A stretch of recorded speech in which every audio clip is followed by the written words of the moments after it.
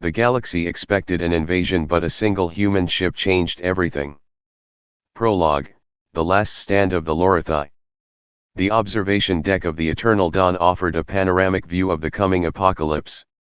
High Chancellor Velis of the Lorathi Republic pressed his scaled hands against the transparent aluminum, watching as the last defense fleet assembled. 300 warships, the final hope of the United Stellar Alliance, formed glittering battle lines against the endless dark. They would not be enough. The Vexor Dominion's advance scouts had already penetrated the outer systems. Where they passed, worlds died screaming. The Dominion left no survivors, only ruins and the hollow echoes of civilizations that had dared to resist. Chancellor. Admiral T-Vex rasping voice cut through the heavy silence. The human delegation has arrived. Velis didn't turn. The humans. What could they possibly? A new shadow fell across the observation deck. Captain Elias Kane stood in the doorway, his black combat armor still streaked with carbon scoring from some recent battle. Behind him, Commander Lyra Voss scanned the room with the calculating gaze of a predator, her cybernetic fingers twitching near her sidearm. "You're smaller than I expected," Kane said, stepping forward. His boots left faint smudges on the immaculate floor. Velis bristled. "You dare?" "I meant your fleet." Kane stopped before the viewport, studying the Alliance's formations with a critical eye. "You're lining up for a fair fight. That's your first mistake."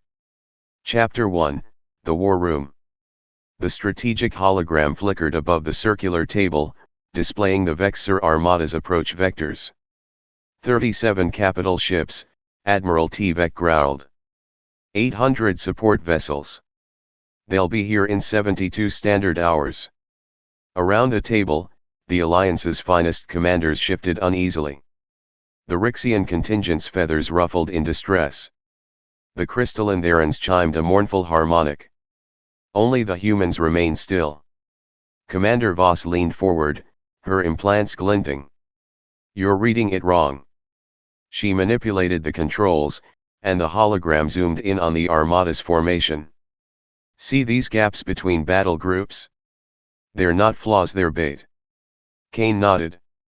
"The Vexor want you to commit to a frontal assault. They'll let you punch through the first line, then envelop you from 3 sides." He tapped a command, and the simulation played out Alliance ships breaking formation, being surrounded, dying in fire. Silence filled the war room. "So what do you propose?" Velis asked quietly. Kane smiled. It wasn't a pleasant expression. "We give them exactly what they want."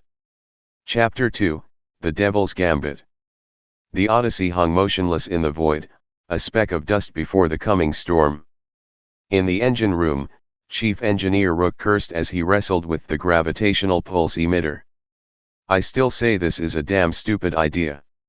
On the bridge, Kane monitored the approaching Vexor fleet. "Stupid's all we've got, Rook." The plan was simple. 1. Lure the Vexor Vanguard into the Calyx system, where a dying star's unstable gravity would amplify their weapons' effects. 2. Trigger the pulse, crippling the lead ships. 3. Retreat into the nearby Nebula of Sorrows, where radiation would mask their signature. 4. Hope like hell the Vexor took the bait. "Contacts at extreme range." Voss called out. "They've detected us." Kane straightened in his command chair. "Right on time. All hands, battle stations." The Odyssey came alive with activity as the crew prepared for the most dangerous game of chicken in galactic history. Chapter 3, The Dance of Death. The first Vexor salvos streaked past the Odyssey, close enough to make the shields flare. "Evasive pattern Delta." Kane barked. The ship lurched as it twisted through the incoming fire. On the view screen, the Vexor Vanguard resolved into view a dozen dagger-shaped destroyers, their weapons glowing with malevolent energy. "Rook. Status on the pulse emitter." "Almost there, damn it." The containment fields an explosion rocked engineering. "Unstable." The Odyssey shuddered under a direct hit. Warning klaxons wailed. "They're herding us toward the star," Voss reported calmly. Kane grinned. "Perfect." As planned, the Odyssey fled straight into the Calyx system's gravity well. The Vexor followed, confident in their superior numbers. "Now, Rook." The pulse emitter activated. Space itself convulsed. Chapter 4, The Tide Turns. The gravitational shockwave ripped through the Vexor formation. Ships crumpled like paper in a fist. Engines detonated in chain reactions. The lead destroyers were torn apart, their wreckage spiraling into the hungry star. But the Odyssey wasn't done. "Alliance forces, this is Kane," he transmitted on an open channel. "The Vanguard is broken. Move in and finish them." From hidden positions behind nearby moons, the Alliance fleet emerged. Fresh. Angry. The remaining Vexor ships, suddenly outmaneuvered and outgunned, scrambled to regroup. Then the Dread Maw arrived. Chapter 5, The Dragon Awakes. The Vexor flagship eclipsed the stars. 5 kilometers of blackened metal and glowing weapons ports, the Dread Maw was more fortress than ship. Its main cannon a planet killer powered up with the ominous hum. "Shields at maximum," Voss shouted. The Odyssey dove into the nebula of sorrows just as the Dread Maw fired. The beam grazed their stern, shearing off armor plating. Inside the nebula, visibility dropped to 0. Radiation scrambled sensors. "Now we're playing our game," Kane muttered.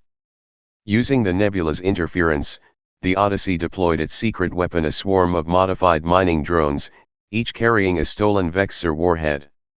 When the Dread Maw entered the nebula, the drones struck like piranhas.